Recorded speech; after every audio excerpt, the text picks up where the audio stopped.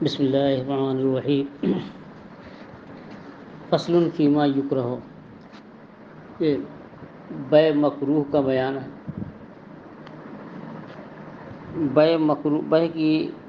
ایک قسم باطل ہے، اس کو آپ پڑھ چکے ہیں، ایک قسم فاسد، تیسرے مکروہ۔ بے مکروہ یہ باطل اور فاسد دونوں سے نیچے درجے کے ہے۔ بے باطل میں تو یہ ہے کہ وہ چیز محل عقد ہی نہ ہو، مثلا شراب کی بے، مردار کی بے، خون کی بے۔ اور فاسد تو یہ ہے کہ ارکان بے تو صحیح ہوں لیکن شرائط بے میں سے کوئی ایسی شرط مفقود ہو یا ایسی شرط جو ہے لگانا کہ جو مقتضائے عقد کے خلاف ہو، تو اس سے بے فاسد ہو جاتی ہے۔ تو بے فاسد میں کیا ہے کہ وہ شے بے محل عقد ہوتی ہے، اور ایجاب و قبول کرنے والے بھی بے کی اہلیت رکھتے ہیں، لیکن شرط میں جو ہے کچھ نقص ہے، اس لیے بے فاسد ہوتی ہے۔ اور بے مکروہ جو ہے، بے مکروہ کیا ہے کہ ارکان بے بھی صحیح ہیں، محل بے ہے، اور جنہوں نے بے کیا ہے وہ بے کے اہل بھی ہیں، لیکن جو ہے اس میں ممانعت جو ہے نہ نفس عقد میں ہے، نہ شرائط صحت میں ہے، بلکہ کسی امر خارج کی وجہ سے ہے۔ جیسے کہ جمعہ کی اذان اول ہو چکی ہے، جمعہ پڑھنے جا رہے تھے تو دیکھا کہ راستے میں آم بک رہا ہے، اب کھڑے ہو کر کے آم خرید رہے ہیں۔ ظاہر ہے کہ آم خریدیں گے تو سعی الجمعہ میں رکاوٹ پیدا ہوگی۔ آم حلال ہے، یہ حلال کی جو ہے پیسے سے خرید رہا ہے، تو نفس بے میں کوئی قباحت نہیں ہے، بس امر خارج کی وجہ سے قباحت ہے کہ سعی الی الجمعہ میں رکاوٹ ہے۔ قرآن پاک کا ارشاد ہے وَإِذَا نُودِيَ لِلصَّلَاةِ مِن يَوْمِ الْجُمْعَةِ فَاسْعَوْا إِلَىٰ ذِكْرِ اللَّهِ، جب اذان جمعہ کے دن اذان ہو جائے، یعنی اذان جمعہ، تو اللہ کے ذکر کی طرف جو ہے تم دوڑو، وَذَرُوا الْبَيْعَ، اور خرید و فروخت چھوڑ دو۔ تو اب یہ یہاں جو خرید و فروخت ہے، ایک نہ نفس مال کی وجہ سے اس میں کمی ہے، نہ شرائط میں سے کوئی کمی ہے، البتہ ایک تیسرے امر سے جو ان کے خارج ہے۔ اور بے مکروہ بھی شرعاً ممنوع ہے اور اس کا کرنے والا گنہگار ہے، لیکن اس کا درجہ جو ہے بے باطل اور بے فاسد سے کم ہے۔ قال نہى رسول اللہ صلی اللہ علیہ وسلم عن النجس، کہ رسول اللہ صلی اللہ علیہ وسلم نے نجس سے منع فرمایا ہے۔ تو نجس کسے کہتے ہیں کہ بے کے ہم مبیع کی قیمت بڑھانے اور مبیع کی قیمت کو بڑھائے اور خود خریدنے کا ارادہ نہ ہو۔ مثلا زید و بکر جو ہے خریداری میں مصروف ہیں، زید ہے بائع، بکر ہے مشتری۔ زید نے جو ہے کہا کہ اس کی قیمت مثلا 100 روپے ہے، بکر نے کہا بھائی 80 لے لیجئے، 90 لے لیجئے۔ اب خالد آیا، کہا رے بہت اچھا مال ہے، یہ تو 100 روپے میں سستا ہے، اگر یہ نہ لے تو مجھ کو 110 روپے میں دے دیجیے۔ اس مال کی خوبی بیان کرے، تو لینا مقصد نہیں ہے، بلکہ یہ ہے کہ اس کی قیمت بڑھا رہا ہے تاکہ یہ جو خریدار ہے یہ دھوکے میں آ جائے کہ ہاں اتنا اچھا مال، اور یہ 90 میں بیچ رہا، 100 میں بیچ رہا ہے، اور 110 میں خریدنے کے لیے فلاں شخص تیار ہے، تو کہے گا اچھا مجھ کو جو ہے 100 روپے ہی میں دے دو۔ تو کچھ دکاندار ہوتے ہیں دلال پالے رہتے ہیں، وہ گراہک بن کر کے آتے ہیں، صرف جو ہے اس کا ریٹ بڑھا دیتے ہیں، خریدنا مقصود نہیں ہے۔ اس سے رسول اللہ صلی اللہ علیہ وسلم نے منع فرمایا ہے۔ نہا رسول اللہ صلی اللہ علیہ وسلم عن النجس، رسول اللہ صلی اللہ علیہ وسلم سے نجس سے منع فرمایا۔ نجس کی تعبیر جو ہے تشریح حضرت صاحب ہدایہ رحمۃ اللہ علیہ فرماتے ہیں کہ ہوا ان یزید فی الثمن ولا یرید الشراء، کہ یہ کہ ثمن میں اضافہ کرے، زیادہ بتائے، اور خریداری کا ارادہ نہ ہو، لیرغب غیرہ، تاکہ یہ دوسرے یعنی خریدار کو رغبت دلائے۔ قال علیہ السلام لا تناجشوا، حضور اقدس صلی اللہ علیہ وسلم نے ارشاد فرمایا کہ نجس نہ کرو، اور نجس سے وہی کہ تمہیں اگر خریدنا ہے تبھی بھاؤ لگاؤ، بلا ضرورت بھاؤ نہ لگاؤ۔ وقال ان الصوم علی صوم غیرہ، اور رسول اللہ صلی اللہ علیہ وسلم نے دوسرے کے بھاؤ پر جو ہے بھاؤ لگانے سے منع فرمایا ہے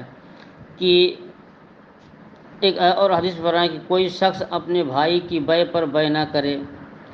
اور اس کے پیغام پر نکاح کا پیغام نہ دے۔ ایک زید و بکر جو ہے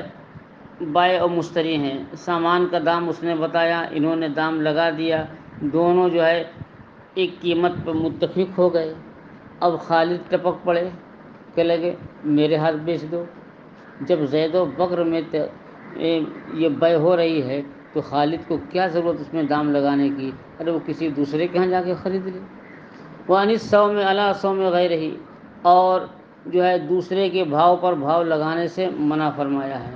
قال علیہ السلام، حضور صلی اللہ علیہ وسلم نے فرمایا لا يستعم الرجل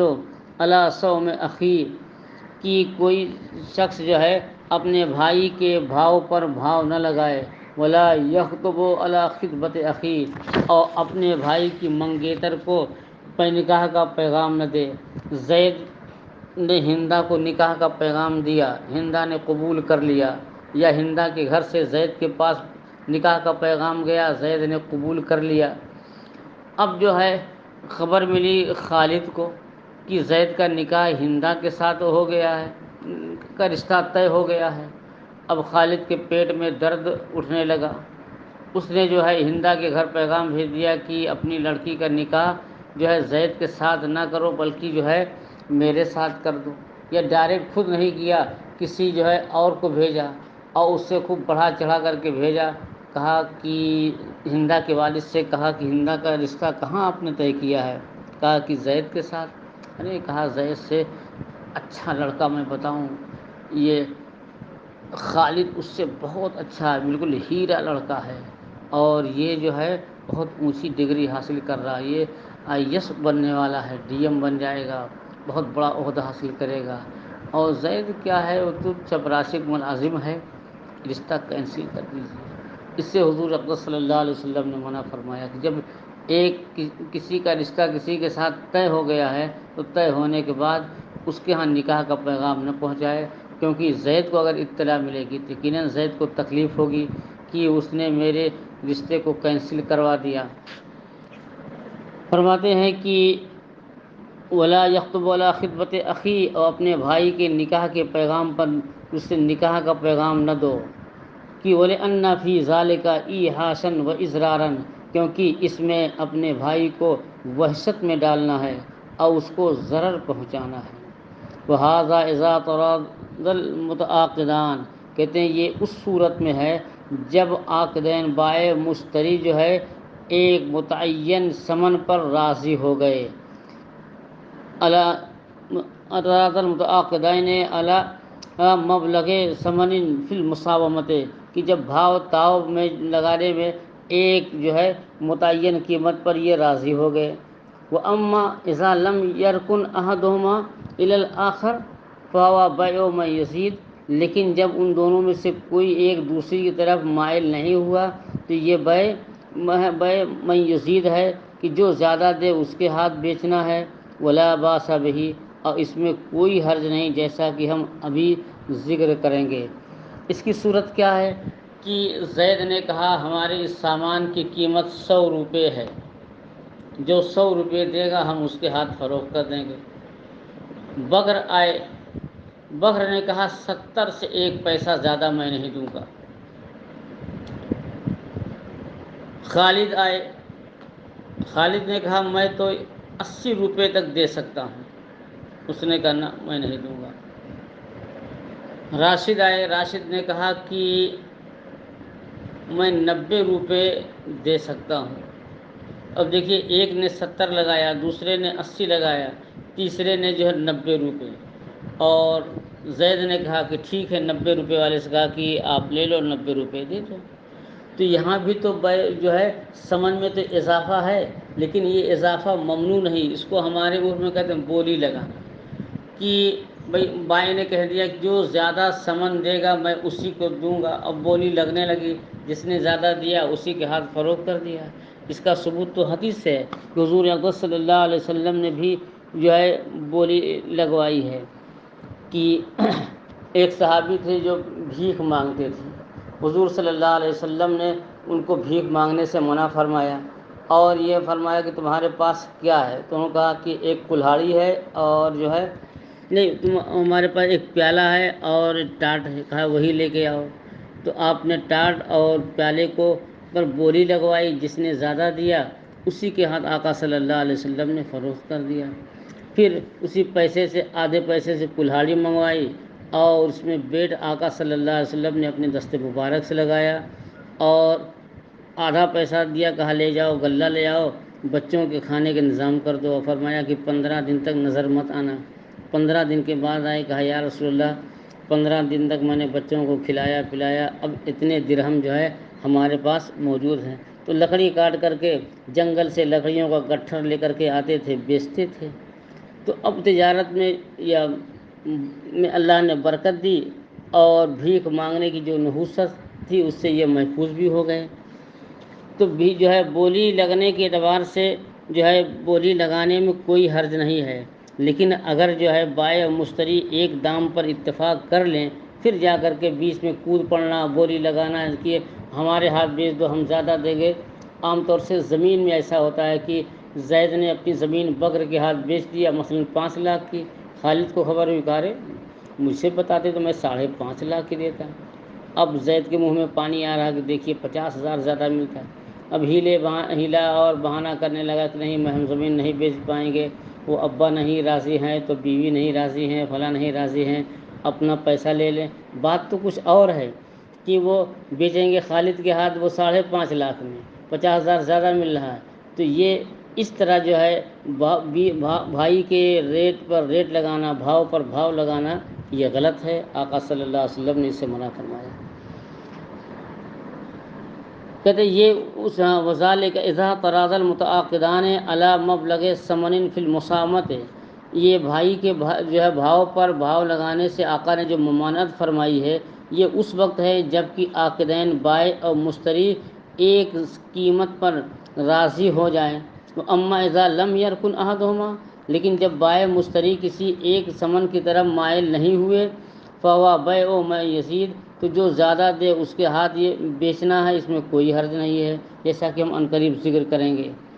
وما ذکر نہ ہو محمل النہی فی النکاح ایضاً، اور جو یہ تشریح ذکر کی گئی ہے یہی تشریح نکاح کے پیغام میں بھی چلے گی، کہ زید نے ہندہ کو پیغام دیا یا ہندہ نے زید کو پیغام دیا اور رشتہ طے ہو گیا، طے ہونے کے بعد باب الاختر ٹپک پڑے اور انہوں نے کہا کہ رشتہ ہمارے ساتھ کر دیجیے، یہ جو ہے ممنوع ہے۔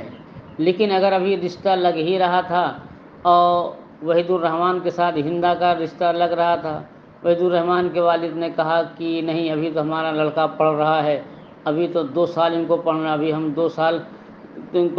ان کو پڑھنے میں لگے گا، پھر 2 سال کے بعد ہم 4 سال کے بعد شادی کریں گے، یہ کہہ دیا۔ اور باب الاختر کے والد کو خبر ہوئی، انہوں نے کہا کہ ٹھیک ہے ہمیں یہ پیغام منظور ہے، یا خود انہوں نے پیغام بھیج دیا کہ ہمارے لڑکے سے رشتہ منظور کر لو۔ تو اس میں ممانعت نہیں، کیونکہ جو ہے پہلے شخص کے پاس جو پیغام گیا اس نے انکار کر دیا، شادی کرنے سے منع کر دیا۔ جو شادی کرنے سے منع کر دیا، اب دوسرے تیسرے چوتھے کسی کو بھی نکاح کا پیغام بھیجنے میں کوئی حرج نہیں۔ تو فرماتے ہیں کہ یہی وہ تعویل جو ہم نے ذکر کیا کہ نکاح کی ممانعت بھی اسی پر محمول کی جائے گی، رشتہ طے ہو جائے، طے ہونے کے بعد کوئی دوسرا پیغام نہ بھیجے۔ ہاں جب وہ رشتہ جو ہے طے نہ ہو اور کینسل ہو جائے اس کے بعد جو ہے کوئی دوسرا پیغام دے تو اس میں کوئی حرج نہیں۔ قال ان تلقی الجلب، اور فرماتے ہیں کہ حضور اقدس صلی اللہ علیہ وسلم نے تلقی جلب سے جو ہے منع فرمایا ہے۔ تلقی جلب کیا چیز ہے کہ مثلا اعظم گڑھ، جہانہ گنج، شاہ گڑھ، یہاں سے مبارک پور میں صبح صبح سبزی یا اناج بکنے کے لیے آتے ہیں، اور جب وہاں سے یہ آ جاتے ہیں یہاں تو قصبہ مبارک پور میں کافی کشادگی ہو جاتی ہے اور سبزی وغیرہ اچھی ملتی ہے اور مناسب ریٹ پر ملتی ہے۔ اب زید نے یہ سوچا کہ جو سبزیاں آتی ہیں یہاں کیوں نہ ہم جو ہے سٹھیاؤں ہی میں جا کے خرید لیں۔ تو اب مبارک پور چھوڑ کر کے سٹھیاؤں چلا گیا، اور جو بھی قافلہ آ رہا، جو بھی دکاندار سبزی لے کے آ رہا، سٹھیاؤں ہی میں روک کر کے ساری سبزیاں خرید لے رہا۔ اب یہ خود قصبے میں لا کر کے من مانی قیمت پر فروخت کر رہا ہے، تو اس سے آقا صلی اللہ علیہ وسلم نے منع فرمایا ہے۔ کہ کیوں اس سے منع فرمایا ہے؟ کہ ظاہر ہے کہ جب یہ من مانی قیمت پر راستوں سٹھیاں ہی میں خرید لے رہا ہے، ایک تو یہ ڈبل نقصان کہ جو باہر سے بیچنے والے آتے ہیں ان سے کہتا رہے قصبے میں تو یہ سبزی جو ہے 10 روپے میں بھی کوئی پوچھنے والا نہیں ہے، تو کہتے بھائی لیجیے اب آپ 8 ہی روپے میں لے لیجیے، حالانکہ قصبے میں 15 روپے میں بکتی ہے۔ تو ان کو جھوٹ بول کر کے 7 روپے 8 روپے میں خرید لیا، ایک تو ان کو نقصان پہنچایا، اور دوسرے جو ہے ساری سبزیوں پر اس نے کنٹرول کر لیا، اب قصبے میں لا رہا ہے 20 روپیہ کلو بیچ رہا ہے، تو انہیں بھی تکلیف پہنچا رہا ہے اور جو لے کر کے آ رہے ہیں ان کو بھی تکلیف۔ اگر یہ خود جو ہے سبزی والے خود لا کر کے بیچتے تو قصبے میں 10 روپے کلو بیچتے، ان کو بھی 2 روپیہ زیادہ ملتا اور قصبے کے باشندگان کو بھی سستی ملتی اور اچھی ملتی۔ تو اس لیے آقا صلی اللہ علیہ وسلم نے اس سے بھی منع فرمایا ہے۔ اس کو تلقی جلب کہتے ہیں، یعنی باہر سے جو غلہ لاتے ہیں ان کے شہر میں پہنچنے سے قبل ہی باہر جا کر کے خرید لینا۔ وَأَن تلقی الجلب، تلقی جلب سے آقا صلی اللہ علیہ وسلم نے منع فرمایا ہے۔ وَهَذَا إِذَا كَانَ يُضِرُّ بِأَهْلِ الْبَلَدِ، کہتے ہیں یہ اس وقت ہے کہ جب کہ شہر والوں کو ضرر دے، کہ اگر وہ لوگ لاتے تو مثلاً 15 روپے میں فروخت کرتے اور یہ سٹھیاؤں ہی میں خرید لے رہا ہے اور یہاں 20-25 میں بیچ رہا ہے، تو یہ ظاہر ہے کہ قصبے والوں کو تکلیف پہنچانا ہے۔ فَإِن كَانَ لَا يَضُرُّ، اور اگر یہ کسی کو ضرر نہ دے، مثلاً کہ سٹھیاؤں آ کر کے سبزی تو خرید لے رہا ہے لیکن قصبے میں عام ریٹ پر جو سبزیاں بکتی ہیں اسی ریٹ پر یہ بیچ رہا ہے، تو اہل قصبہ تو کوئی ضرر نہیں پہنچا رہا۔ فَإِن كَانَ لَا يَضُرُّ، اور اگر یہ کسی وَأَن تلقی الجلب، اور حضور صلی اللہ علیہ وسلم نے تلقی جلب سے منع فرمایا ہے۔ اس کی صورت یہ ہے کہ باہر جا کر کے جو ہے اپنی آبادی سے باہر جا کر جو لوگ غلہ بیچنے کے لیے لاتے ہیں یا سبزی بیچنے کے لیے لاتے ہیں یا اور کوئی چیز ہے، تو ان سے راستے ہی میں پہنچنے شہر میں آنے نہ دیں، یعنی باہر سے تاجر جو غلہ یا سبزی وغیرہ لا رہے ہیں ان کے شہر میں پہنچنے سے پہلے باہر جا کر کے خرید لیں۔ اب اس کی 2 صورتیں ہیں، ایک تو یہ کہ شہر والوں کو غلہ کی ضرورت ہے اور یہ اس لیے ایسا کرتا ہے کہ غلہ ہمارے قبضے میں ہوگا یا سبزی ہمارے قبضے میں ہوگی تو ہم جو چاہیں گے دام طے کر کے بیچیں گے، اور دوسری صورت یہ کہ غلہ لانے والے جو تاجرین کو شہر کا بھاؤ معلوم نہیں، ان کو غلط بھاؤ بتا کر کے کریں۔ مثلاً یہاں گیہوں کی قیمت ہے 20 روپیہ کلو، اب ان سے ہم کہیں گے کہ مبارک پور میں گیہوں 15 روپے کلو بکتا ہے، تو ان کو یہ دھوکہ دے رہے ہیں، یہ دھوکہ دے کر کے خریدنا، اس لیے یہ دونوں باتیں جو ہے ممنوع ہیں۔ اور اگر دونوں باتیں نہ ہوں، مثلاً ہم جا رہے ہیں، ہم کو اچھا مل جائے گا، قصبے میں لا کر کے ہم اتنے ہی ریٹ پہ بیچیں گے جتنے میں عام تاجر بیچتے ہیں، تو اس میں اہل قصبہ کا کوئی نقصان نہیں ہے، اور قصبے میں جو ریٹ چل رہا ہے وہی اسی ریٹ پر ہم ان لوگوں سے خرید لیں تو یہ ان کو بھی دھوکہ نہیں ہے۔ تو اگر یہ صورت ہے کہ لانے والوں کو نہ دھوکہ دیں نہ قصبہ والوں کو دھوکہ دیں تو اس میں کوئی حرج نہیں ہے۔ تلقی جلب کی صورت یہ کہ اذا کان یضر بأهل البلد، کہ جب کہ شہر والوں کو ضرر پہنچائے، فإن کان لا یضر، اور اگر جو ہے ان کو ضرر نہ پہنچائے تو اس میں کوئی حرج نہیں، مگر یہ کہ اذا لبس السعر علی الواردین، مگر یہ کہ جب آنے والوں کو ریٹ اور ان کے بھاؤ میں التباس نہ کرے، غلط بیانی سے کام لے، تو اس وقت یہ مکروہ ہے، کہ لما فیہ من الغرور، کیونکہ صورت میں دھوکہ ہے اور ضرر بھی ہے۔ وَأَن بَيْعِ الْحَاضِرِ لِلْبَادِی، اور حضور اقدس صلی اللہ علیہ وسلم نے شہری کی بیع دیہاتی کے لیے اس سے بھی منع فرمایا ہے۔ فقد قال، تو فرمایا کہ اللہ الا یبیع الحاضر للبادی، کہ خبردار کہ کوئی جو ہے شہری دیہاتی کے لیے نہ بیچے۔ وہذا اذا کان اہل البلدۃ فی القحط واوزن، کہ یہ اس وقت ہے کہ جب کہ شہر والے قحط میں ہوں اور تنگی میں ہوں۔ مثلا کہ آبادی والوں کو غلے کی ضرورت ہے، سبزی کی ضرورت ہے، مگر یہ دکاندار آبادی والوں کو شہر والوں کے ہاتھ نہیں بیچتا ہے، بلکہ انتظار کرتا ہے کہ جب باہر سے قافلہ آئے گا ہم ان کے ہاتھ بیچیں گے۔ ایسا کیوں کرتا ہے؟ تاکہ زیادہ نفع کمانے کے لیے، کہ جو باہر سے آئیں گے ہم ان کو راستے ہی میں سے اسک لیں گے اور من مانا دام بتا کر کے ان سے وصول کریں گے، اور شہر والے تکلیف ہی میں کیوں نہ ہو ان کے ہاتھ ہم نہیں فروخت کریں گے۔ تو اس سے آقا صلی اللہ علیہ وسلم نے منع فرمایا ہے۔ اور شہری کی بیع دیہاتی کے لیے، کہ شہری صرف دیہاتی ہی سے بیچے، باہر والوں سے بیچے، شہر والوں سے نہ بیچے۔ تو جو ہے فرماتے یہ اس صورت میں ہے کہ جب اہل شہر قحط میں ہوں اور تنگی میں ہوں، وہو یبیع من اہل البلد، اور یہ شہر والوں کے بدوے، اور یہ باہر والوں دیہاتیوں کے ہاتھ بیچے، طمعا فی الثمن الغالی، اور اس لالچ میں کہ زیادہ قیمت ملے گی، کہ لما فیہ من الاسرار بہم، کیونکہ اس صورت میں اہل شہر کو تکلیف پہنچانا ہے۔ کہتے اما اذا لم یکن کذالک، لیکن اگر ایسا نہیں ہے کہ شہر میں بہت ساری دکانیں ہیں، کسی پر تنگی نہیں ہے، اب ایک آدمی اپنا اناج اپنا سامان شہر والوں کو نہ بیچ کر کے دیہاتیوں باہر والوں کو بیچ دے اور شہر والوں کو کوئی تنگی نہ ہو، تو اس میں کوئی حرج نہیں ہے۔ اما اذا لم یکن کذالک فلا باس بہ، اور اگر یہ صورت نہ ہو، یعنی اہل شہر قحط میں نہ ہو، تنگی میں نہ ہو، تو دیہاتیوں یعنی باہر والوں کے ہاتھ بیچنے میں کوئی حرج نہیں، لانعدام الضرر، کہ ضرر کے معدوم ہونے کی وجہ سے۔ والبیع عند اذان البیع،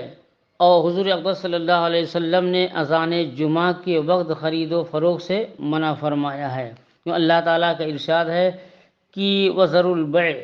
کہ یا ایھا الذین آمنوا اذا نودی للصلاۃ من یوم الجمعۃ فاسعوا الی ذکر اللہ وذروا البیع، اے ایمان والو کہ جب جمعہ کے دن اذان دی جائے تو سعی الی الجمعہ کرو اور خرید و فروخت ترک کر دو۔ ثم فیہ اخلال بواجب السعی، تو اذان جمعہ کے بعد جو ہے خرید و فروخت میں مصروف ہونے میں کیا ہے، سعی الی الجمعہ جو واجب ہے اس میں خلل واقع ہوگا۔ علی بعض الوجوہ، بعض صورتوں میں، اور بعض صورتوں میں خلل نہیں ہوگا۔ مثلا جمعہ پڑھنے کے لیے یہاں سے اعظم گڑھ جا رہے ہیں، دونوں گاڑی میں بیٹھے ہیں اور گاڑی ہی میں بیٹھے جو ہے بھاؤ تاؤ کر رہے ہیں کہ ہمارے پاس یہ مال ہے، کہا کیا ریٹ ہے، تو گاڑی چل رہی ہے اور ریٹ طے کر لیا، تو اس میں تو سعی الی الجمعہ میں کوئی خلل نہیں ہے۔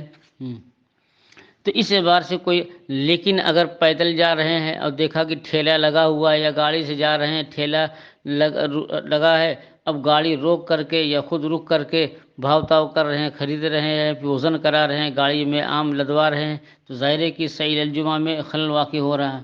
وقد ذکرنا، اور ہم نے ذکر کیا ہے کہ ان الاذان قد ذکرنا الاذان المعتبر فیہ فی کتاب الصلاۃ، اور کتاب اصل میں جمعہ کے دن دو اذان ہوتی ہے، اذان اول اور اذان خطبہ،